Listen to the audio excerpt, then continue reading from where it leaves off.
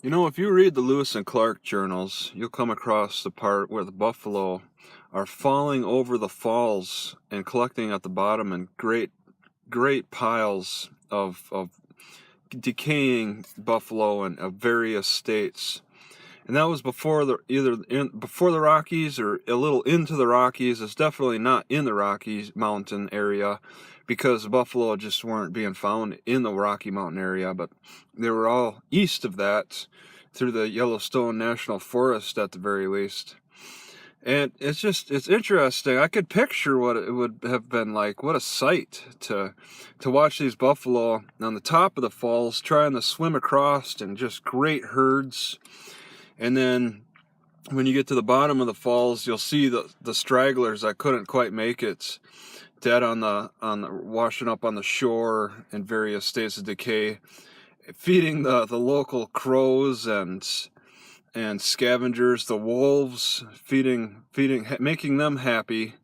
All right, and you could just imagine that, but for it to actually occur in any way around these parts nowadays, it's not something ever that we'll see. I mean, we could try to recreate it with pictures and videos and literature.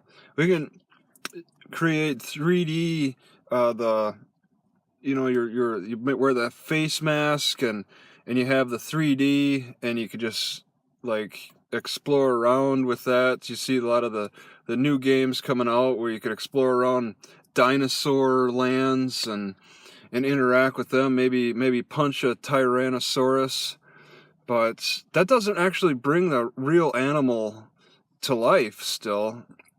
In reality, it doesn't exist. I mean, we could create statues.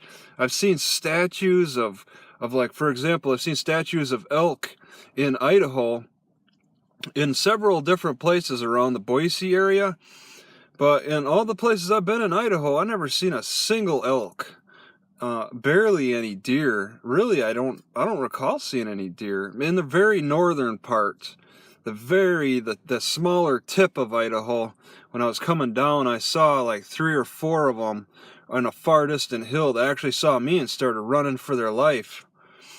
You don't see that so much now. There's just no other types of wildlife of any significant size in America. Okay, and it's a different experience. These explorers, Lewis and Clark, were actually walking through an open frontier that was not declared closed. They were in there in the early 1800s, 1805. The frontier was declared closed in the 1890s. Where when they declare it closed, it means that everything is owned. There's either the government owns it or it's private ownership. You know, the lumber industry probably bought up huge amounts of lands, as much as they could, as fast as they could, and it was a land grab anyway, since the Indians were being so generous and giving away their land, and that's it. There's just nothing left. It's all something that we could try to imagine what it was like, but I mean it's hard to imagine the smells. I mean, they could describe the smells, and a lot of them really don't describe smells. That's one of the unfortunate things is Lewis and Clark. They'll describe so much.